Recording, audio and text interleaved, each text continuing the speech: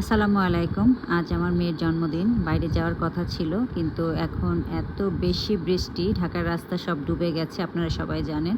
তাই বাইরে আমাদের প্রোগ্রাম ক্যান্সেল করে বাসায় খাবার অর্ডার করলাম এবং খুব সিম্পল ওয়েতে আমার মেয়ের জন্মদিন পালন করছি।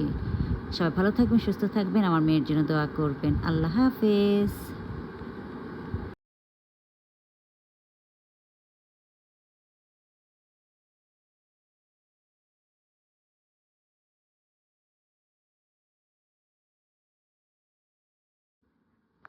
অবশ্যই প্ল্যানটাও মন্দ না, নিজেরা নিজেদের মতো করে সেলিব্রেট করছে জন্মদিনটা।